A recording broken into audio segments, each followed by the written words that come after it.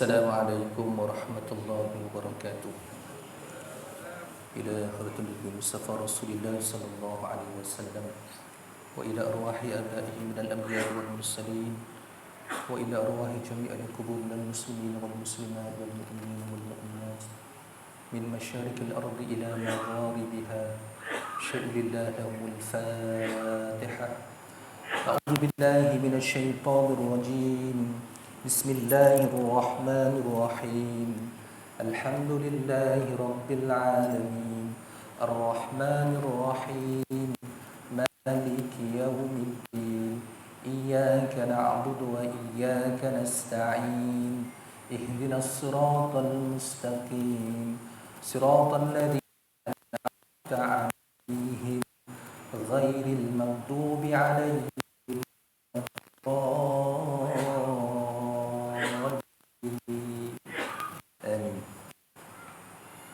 أعوذ بالله من الشيطان الرجيم. بسم الله الرحمن الرحيم. الحمد لله رب العالمين والصلاة والسلام على أشرف الأنبياء والمرسلين سيدنا محمد الأمين وعلى آله وأصحابه أجمعين. صدري واحلل عقدة من لساني يفقهوا قولي. سبحانك لا علم لنا إلا ما علمتنا إنك أنت العليم. Rabbi yassir wa la tu'assir wa la quwwata illa billahil aliyyil azim. Allahumma la sahla illa ma ja'altahu sahla wa anta taj'alul hazana was-sa'ba idza syi'ta rabbi sahla. Allahumma alaina hikmatak wa anshur alaina rahmataka wa dhakkirna ma nusina ya dzal jalali wal ikram. Allahumma akhrijna min dhulumati wahmi waftah alaina ma'rifatil ilmi wasahhil lana abwaaba fadlik wa atmim lana nurana ya arhamar rahimin. Allahumma amin, Allahumma amin, Allahumma amin ya rabbal alamin. Yang dihormati Tuan Imam Ahli Jawatan Kuasa Masjid, ibu, ayah-ayah, sidang jemaah sekalian. Alhamdulillah, sama-sama kita rafakkan rasa kita kepada Allah Subhanahu wa taala yang masih memberikan kita kesempatan, memberikan kita kelapangan, memberikan kita kekuatan, memberikan kita nikmat yang banyak di atas muka bumi ini. Marilah jua sama-sama kita lafazkan kalimah syukur kita alhamdulillah kerana Allah beri beruang kepada kita untuk sama-sama duduk dalam majlis ilmu pada malam ini. Tuan-tuan puan-puan rahmati Allah sekalian, sedar tak sedar hari ini antara detik-detik yang amat dinantikan. Dululah 6 tahun dulu tuan-tuan tarikh 30 hari bulan Ogos, tarikh yang begitu keramat. 66 tahun dulu, 5 tahun dulu, tahun ni dan detik itu datang tepat pula pada malam ni.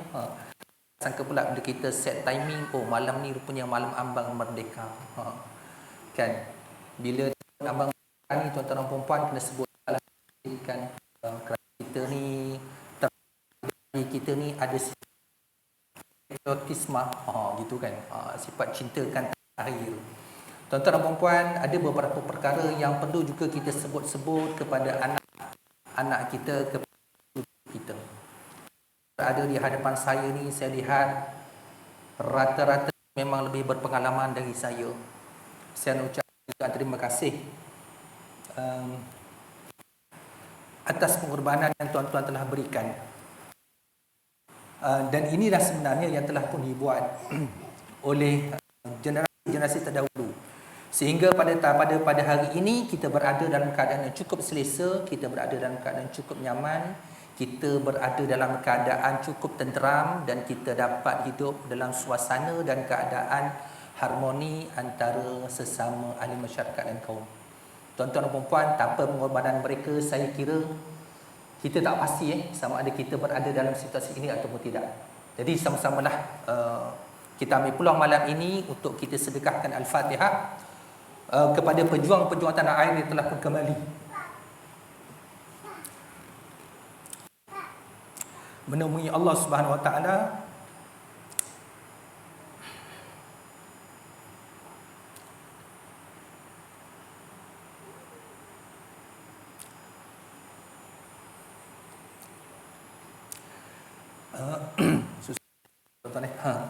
Jadi ke mana mereka membebaskan tanah air kita daripada cengkaman penjajah.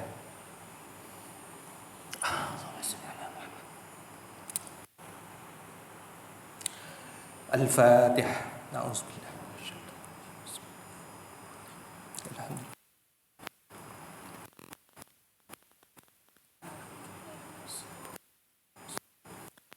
Siratal ladzina an'amta 'alaihim ghairil maghdubi 'alaihim waladdallin. Allahumma amin. Alhamdulillah. Dia tak boleh panjang-panjang tuan-tuan ni. Panjang-panjang ni kan boleh meleleh mata pula Saya pula rasa sebab pula. Tuan-tuan dan puan rahmati Allah sekalian, alhamdulillah kita sampai kepada janji kita pada pertemuan kita yang lepas bahawa kita akan bertemu pada malam ini dan kita nak sambung pengajian kita dalam kitab Fiqhul Manhaji karangan 3 serangkai Syekh Mustafa Bogha, Syekh Mustafa Khil dan Baji. Kita sampai kepada tajuk yang berikutnya, iaitu hikmah pensyariatan bersuci. Hikmah pensyariatan bersuci. Tuan-tuan dan puan-puan Allah sekalian, yang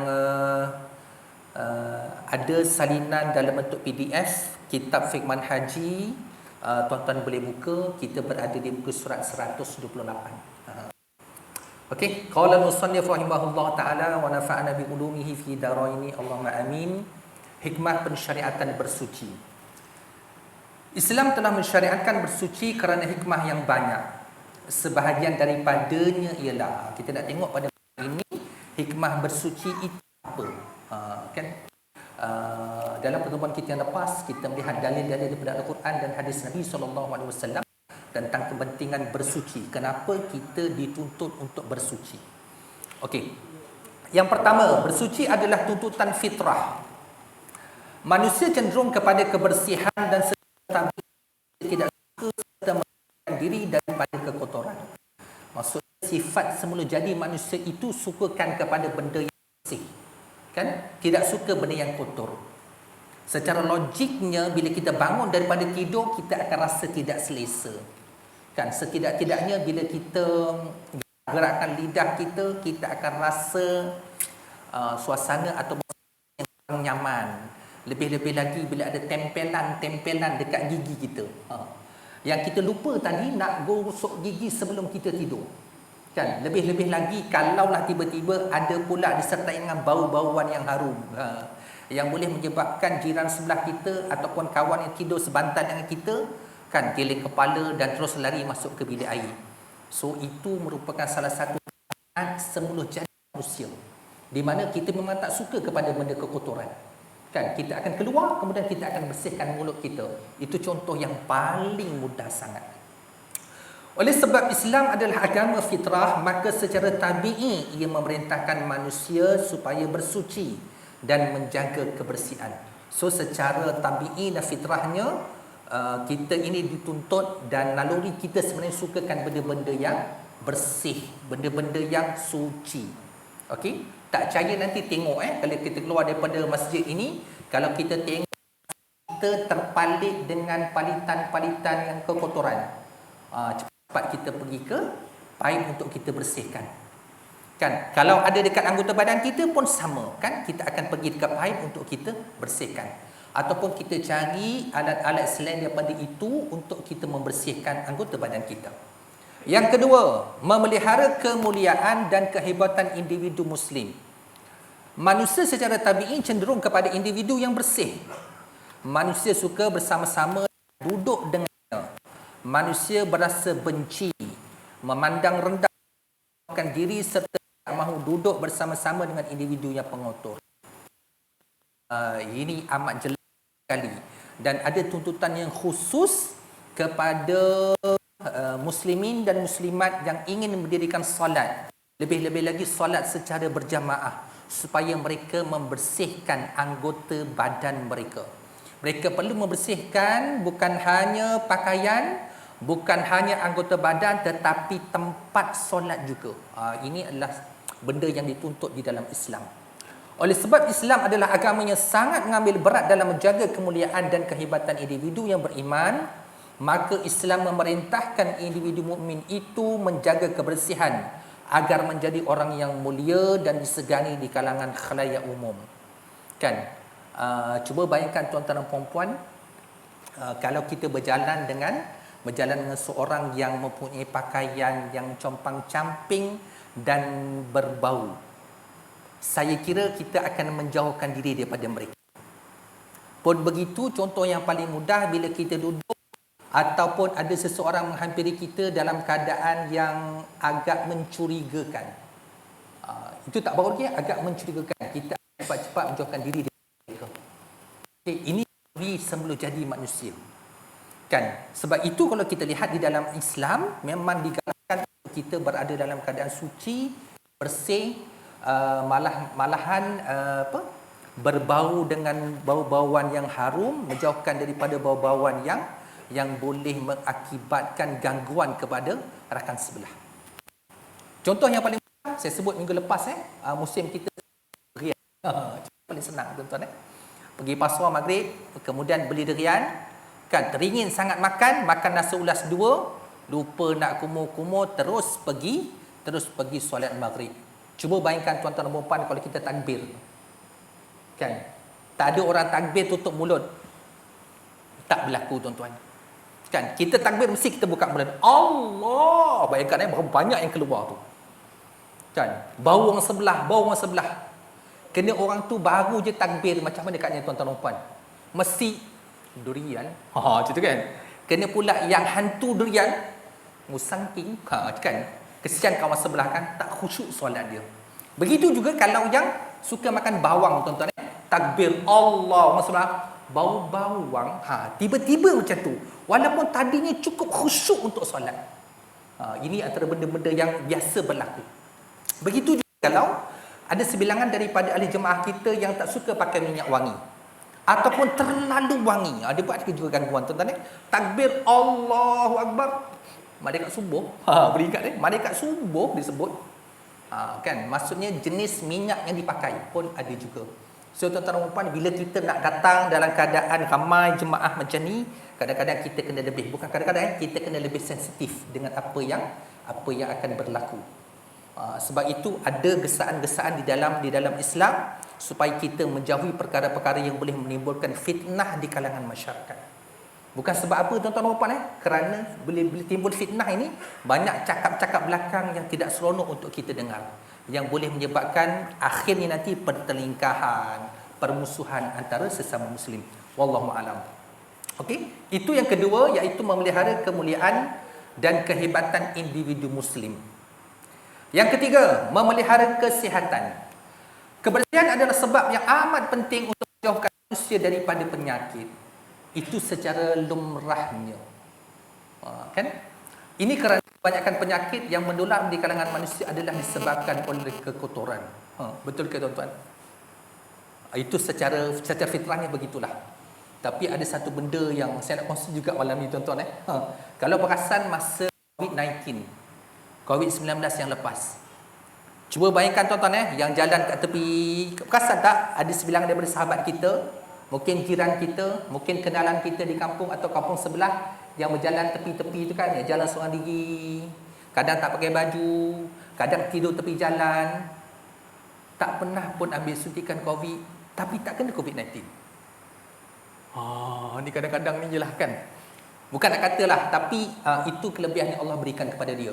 Dan benda ni tidaklah dijadikan sebagai norma dalam kehidupan. Maksudnya, bila berlaku penyakitnya, kita kena jadi macam itu. Tidak, itu bukan normalnya tuan-tuan dan puan. Mungkin itu kelebihan yang Allah berikan kepada kumpulan yang begitu. Maksudnya apa? Allah pelihara dia disebabkan tabiat dia begitu, kan, kekurangan yang ada pada dia, maka Allah pelihara dia dan kebalnya dia daripada penyakit. So janganlah pula kita bila ada penyakit kan kita jadi macam dia. Kenapa ni? Nak elakkan daripada penyakit. Dia bukannya satu benda yang fitrah. Faham tuan-tuan maksud dia? Ketika COVID-19, kalau kita perasan, yang tidur tepi jalan, yang pakai pakaian camping, tak kena pun COVID-19. Satu benda yang pelik kan? Satu benda yang pelik sebenarnya tuan-tuan dan puan. 8 bulan saya berada di pusat kuarantin menjaga orang COVID-19, 8 bulan tuan-tuan tak jumpa pun yang dimasukkan ke pusat kuarantin itu adalah daripada kumpulan yang tidur tepi jalan tu. Maksudnya yang gelandang, tak jumpa. Itu kehebatan yang Allah berikan kepada mereka. Tapi ialah mungkin tidak semua begitu. Mungkin ada juga yang telah pun dijemput oleh Allah dan kita perasan. Mungkin begitu. So jangan jadikan itu sebagai norma. Kerana norma yang perlu kita pegang adalah manusia sukakan kepada kebersihan. Manusia suka kepada kesucian. Itu yang ada. Dan disebabkan kebersihan itu, kita akan terhindar daripada kesakitan. Penyakit akan terhindar daripada kita kalau kita berada dalam keadaan suci, bersih. Okey, tuan-tuan. Dengan membersihkan badan, membasuh muka, dua belah tangan, hidung dan dua belah kaki beberapa kali sehari menjadikan badan manusia terpelihara daripada sebarang penyakit. Kan? Secara tidak, saya nak katakan saya tak sengaja tu tak betul. Secara sengajanya kita buat, cuma hikmahnya kita tidak perasan. Bahawa bila kita ambil wuduk dan setiap kali kita basuh muka itu 3 kali kerana mengikut sunat. Ikut sunat ni 3 kali tuan-tuan itu tak termasuk yang ikut was-was. Dan saya sebut jadi tuan-tuan dan puan, ada sebilangan daripada ahli masyarakat was-was ketika ambil wuduk. So apa berlaku tuan-tuan dan puan? Air satu kolah pun boleh habis. Apa? Tak confident air itu dah sampai pada keseluruhan muka. Berlaku tuan-tuan dan puan. Kadang-kadang kita nampak kenapa lama sangat dia ambil wuduk. Daripada kita ambil wuduk, kita sampai tadi dia ada wuduk, sampai kita nak solat pun dia masih ambil wuduk. Kenapa? Ada sifat was-was. Soalan dia macam mana nak daripada was-was ini? Kan biasa kita dengar begitu kan? Antara tips yang diajarkan, tapi yang saya dapat ni tips kalau was-was nak solat tuan-tuan. Tapi was-was wuduk ni saya pun tak pasti. Tapi mungkin boleh digunakan. Macam mana tuan-tuan dan puan? Kalau nak solat was-was, apa boleh dibuat? Bacalah Qul a'udzu birabbin nas sekali. Kemudian ludahkan ke arah kiri. Bukan ludah keluar kahat tuan-tuan ludah isyarat. Keluar angin ke sebelah kiri. Dengan niat supaya Allah jauhkan kita daripada sifat was-was. Boleh praktis tuan-tuan dan puan. Insya-Allah berlaku. Kalau was-was ketiga ambil wuduk tuan-tuan dan puan, nak buat macam mana? Nak buat macam mana? Kalau kita ada penyakit was-was ketiga wuduk, panggil kawan tolong tengok apa kita buat. Itu paling selamat tuan-tuan. Kenapa? Kerana yang kita was-waskan itu adalah air sama ada sampai atau tidak pada keseluruh anggota wuduk kita. Sebab itu kita jumpa ada orang yang basuh muka 10 kali. Bila kita kata, dah sampai air, dia kata tidak. Sebab itu perlu ada seorang kawan kita ataupun guru yang menunjukkan kita bahawa air telah sampai kepada seluruh anggota wuduk. Dan kalau adalah masalah ini di kalangan ahli qaryah kita, maka kita kena bantu dia tuan-tuan dan puan-puan. Kalau tidak memang sampai bila penyakit itu akan berlarutan dalam kehidupan. So bahaya kalau was-was ni. Kena pula was-was itu adalah isteri kita. Subhanallah. Jadi macam mana tuan-tuan? Panjang ceritanya. Was-was itu adalah anak aku. Lagi payah tuan-tuan dan puan. Sebab itu penyakit was-was ni kena ditangani daripada awal. Kan? Kena ditangani daripada awal. Yang biasa kita jumpa juga was-was ketika nak angkat takbiratul ihram. Betul tak? Sama ada niatnya masuk ke tidak masuk. Dia betul ke tak betul. Ni paling banyak sekali berlaku. Takbir 10 kali takbir tak masuk gear. Kan? Kenapa? Kan? Pasal kita nak masukkan talafuz, niat dalam bahasa Arab, nak terjemahkan ke dalam bahasa Melayu, kemudian nak pahat dalam hati. Allahu Akbar. Itu kalau tak kena gaya tu kan, itu yang takbir 10 kali. Allah. Tak masuk-masuk. Pasal apa? Kita nak digest everything masuk dalam kepala kita. Kan? Yang perlu kita faham, niat itu sebenarnya adalah lintasan dalam hati. Sebutan perlu disebut kenapa tuan-tuan dan puan nak trigger kita punya pendengaran supaya kita bersedia bahawa kita nak menunaikan sesuatu ibadah kepada Allah. Sebab itu bila kita nak solat, kita kena sebut dengan jelas sehingga telinga kita mendengar supaya kita pisahkan perbuatan kita dengan amal sebelum itu. Maksud dia, bila kita dah bersedia atas sejadah ataupun di saf kita nak solat, maka kita kena bersedia untuk putuskan hubungan kita dengan dunia sebelumnya. Bila kita angkat Allah, masuk dia, niat dah masuk. Kan? Usalli Allahu Akbar. Putus. Sebab itu, dengan sahabat Nabi SAW, kalau kita baca sirah, kan? Sahabat Nabi, bila solat saja, terputus hubungan dia dengan dunia.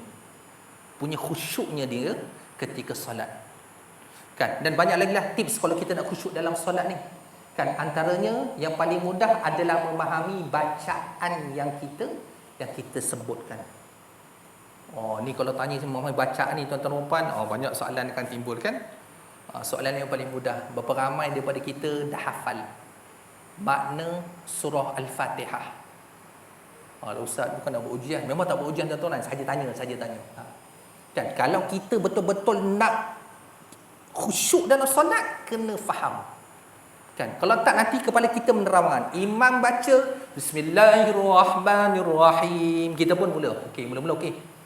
Alhamdulillahi rabbil alamin. Fatihah okey. Dia masuk surah, sudah. Kena pula surah tu panjang, kita mulalah menerawang. Kat mana pula tadi? Kunci dalam laci. Teringat tadi orang rumah masak apa? Dia teringat macam tu. Kan? Sebab itu kita kena faham. Itu salah satu kaedah untuk kita khusyuk dalam solat. Dan banyak lagi nanti insya-Allah kita akan kongsikan di semasa ke semasa. Keempat, berdiri menghadap Allah Subhanahu Wa Taala dalam keadaan suci bersih.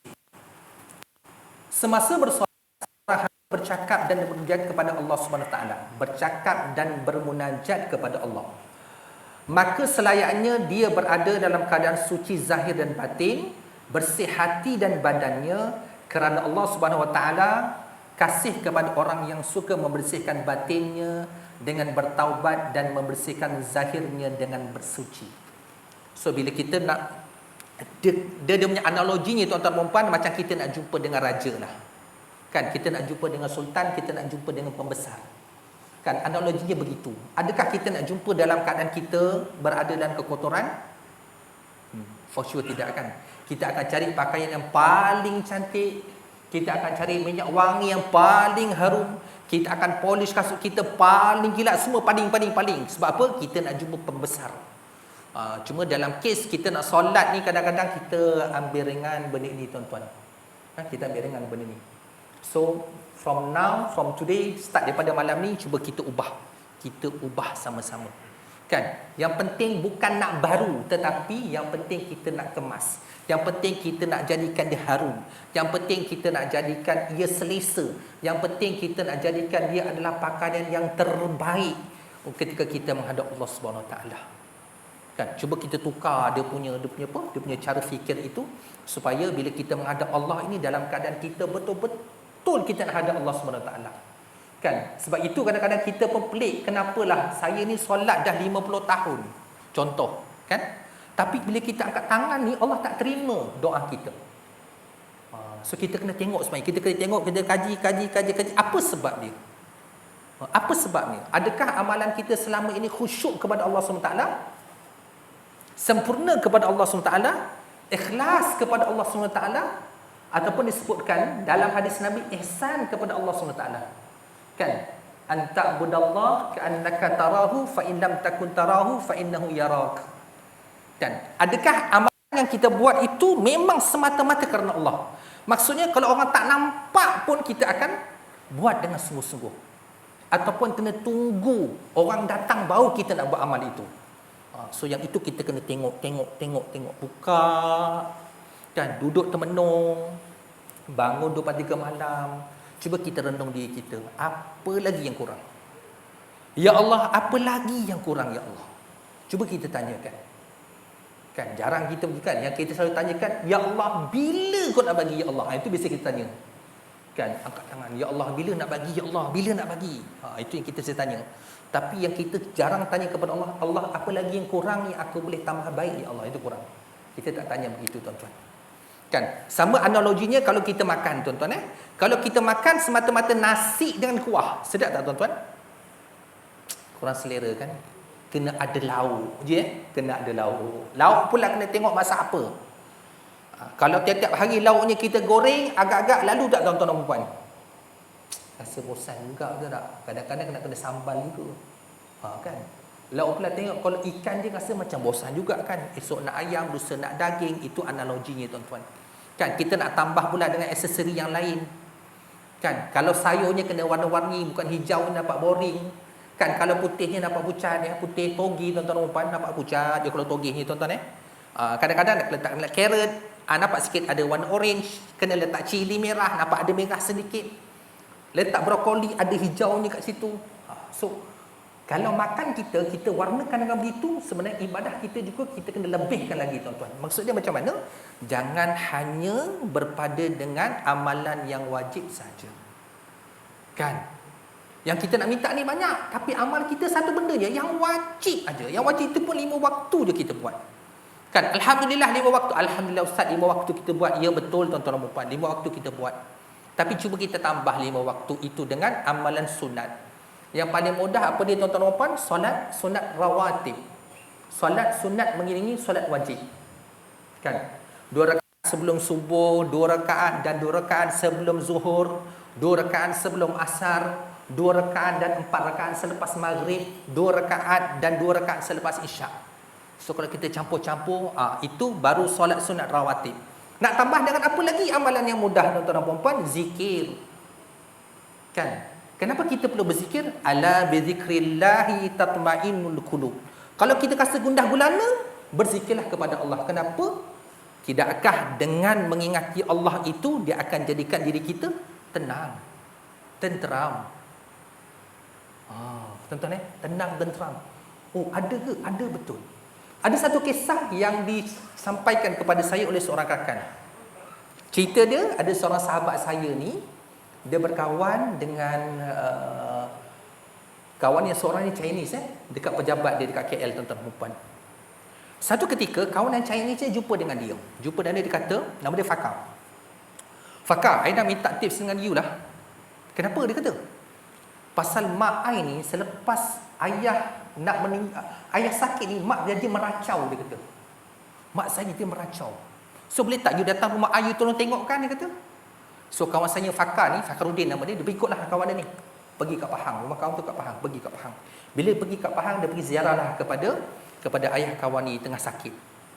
Dia ziarah-ziarah, dia tengok, lepas tu dia sembang dengan mak dia kan. Cerita. Mak dia kata dah, saya ni sejak suami saya sakit ni, saya jadi tak tenteram.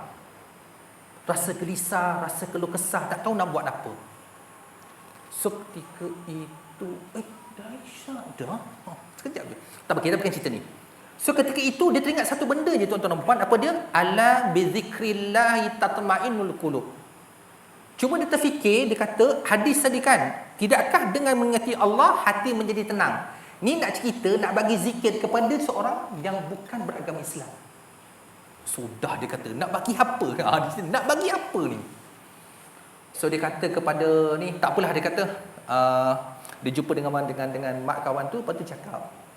Kata, makcik, cuba makcik amalkan amalan ini.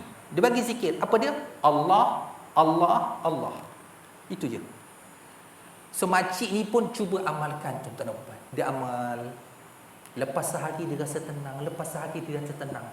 Kemudian amalan yang sama diajarkan kepada suami dia yang sakit. Dia ajarkan kepada suami dia yang sakit. Dia ajar-ajar sampai suami dia dapat tuan-tuan dan puan. Memang betul ajalnya sampai dan dia dipanggil kembali. So meninggallah suami dia. So si emak ni menjadi semakin gundah gulana. Tetapi bila dia gundah, dia amalkan zikir tadi. Allah, Allah, Allah, Allah. Selepas satu ketika, si kawan Fakar ni jumpa balik dengan dia. Fakar, you bagi apa dekat mak I balik lagi tu mak I rasa okey, relax, tak ada apa. Tak rasa sedih lepas kematian ayah dia. Dia kata, mak dia rasa okey. Oh, si Fakar ni pun terfikir, I tak bagi apa-apa. Dia kata, I cuma ajarkan dia satu kalimah je, Allah, Allah, Allah je. Dia kata, ajaib lah, benda ni ajaib. Dia kata menyebabkan mak I rasa tenang. Oh. Jadi dipendekkan cerita, dia datang ziarah kali kedua. Bila ziarah kali kedua, so mak dia tanya, apa yang you ajar dekat I? Baru tanya kan, apa yang you ajar? So dia cerita lah, yang saya ajar adalah zikir. Zikir itu menyebut tentang kebesaran Allah. Lepas tu dia kata apa? Saya rasa tenang saya amalkan zikir itu. Kemudian saya bermimpi suami saya berada di tempat yang happening. Lepas dia mati, sebabkan saya ajar dia kalimah itu. Boleh tak you ajar saya lebih daripada itu? Dia kata. So kawan saya ni, si Fakar ni kata apa? Kalau nak ajar lebih ni, kena ucap kalimah syahadah, dia kata. Ucap syahadah. Lepas tu, dia bincang dengan kawan dia. Macam mana ni, I nak ajar mak you ni kalimah syahadah ni supaya dia masuk Islam. Tak apalah fakar, yang penting mak ai tenang. Tu ayat dia. Yang penting mak ai tenang. So ajar kalimah syahadah tuan-tuan. So cerita dia masuklah Islam mak si kawan ni yang asalnya Chinese. So nak cerita bahawa ala bi zikrillah tatmainnul qulub. Dan benda ni tuan-tuan dan puan bukan cerita yang datang 20 tahun dulu, tidak. Baru beberapa tahun yang lepas. Dan sampai ke hari ini bukan hanya mak kawan tu Islam, satu family dia dah masuk Islam. Allahu Akbar. Ajaib tuan-tuan, ajaib sungguh. So kita hari ini tuan-tuan dan puan, kalau kita rasa gundah gulana, rasa susah hati, ingatlah tuan-tuan, berzikirlah kepada Allah SWT. Nak zikir apa tuan-tuan dan puan? Banyak yang kita dapat, alhamdulillah. Subhanallah, alhamdulillah, Allahu Akbar. Kan? Itu yang biasa, la ilaha illallah. Ada satu kalimah tuan-tuan dan puan yang disebut oleh Nabi, kalimatan khafifatan fil lisan, thaqilatan fil mizan, habibatan dar rahman, subhanallahil azim, subhanallahi wa bihamdi. Dua kalimah kata Nabi, kalimatan khafifatan fil lisan. Dia ni ringan disebut di bibir. Thaqilatan fil mizan, berat timbangannya di neraca timbangan Allah. Habibatan inda rahman, ya Allah amat sayang, Allah suka dengan kalimah ini. Apa dia? Subhanallahil azim, subhanallahi wa bihamdi. So tuan-tuan dan puan, boleh kita sama-sama amalkan. Kan? Boleh sama-sama kita amalkan. Kenapa tuan-tuan dan puan? Kerana inilah yang nanti akan menjadi benteng untuk diri kita. Kan? Dia akan menjadi benteng yang akan menapis serangan-serangan daripada luar. Serangan siapa tuan-tuan dan puan? Makhluk yang tidak nampak. Kan? Sebab itu kita kena lengkapkan dengan diri kita, bukan hanya dengan amal ibadah wajib, tetapi juga termasuk amal ibadah sunat yang mudah-mudah kita laksanakan. Jadi tuan-tuan dan puan, sehingga ke itu kita telah pun berbincang tentang 4 hikmah di sebalik kita ini disuruh untuk bersuci kepada Allah SWT. Secara ringkasnya saya nak simpulkan tuan-tuan dan puan, tidak lain dan tidak bukan apa yang kita laksanakan ini semata-mata untuk menuju mardatillah, keridhaan Allah SWT. Kan? Dan matlamat utama sebenarnya kita diciptakan oleh Allah SWT tidak lain tidak bukan adalah untuk beribadah kepada Allah SWT. So cara ibadah yang kita dah cerita, masukkan niat dalam amal kita, so dia akan menjadi ibadah. Wallahu alam bisawab. Aqulu qauli hadza, astaghfirullahal azim li wa lakum. Segala yang baik datang daripada Allah Subhanahu wa taala, segala yang buruk datang daripada kelemahan diri saya. Hakikat kedudukannya daripada Allah Subhanahu wa taala juga. Auzubillahi minasyaitonir rajim. Bismillahirrahmanirrahim. Alhamdulillahirabbil alamin, wassalatu wassalamu ala asyrafil anbiya'i wal mursalin wa ala alihi washabbihi ajma'in. Allahumma faqihna fid din wa 'allimna at-ta'wil wahdina ila siratikal mustaqim. Allahumma rabbana hab lana min azwajina wa dhurriyyatina qurrata a'yun waj'alna lil muttaqina imama. Allahumma rabbana atina fid dunya hasanah wa fil akhirati hasanah wa qina adzaban nar وادخلنا الجنة مع الأبرار يا عزيز يا غفار يا رب العالمين وصلى الله على سيدنا محمد وعلى آله وصحبه وبارك وسلم والحمد لله رب العالمين. أعوذ بالله من الشيطان الرجيم. سبحانك اللهم وبحمدك أشهد أن لا إله إلا أنت أستغفرك وأتوب إليه. بسم الله الرحمن الرحيم. والعصر إن الإنسان لفي خسر إلا الذين آمنوا وعملوا الصالحات وتواصوا بالحق وتواصوا بالصبر. صدق الله العظيم. السلام عليكم warahmatullahi wabarakatuh.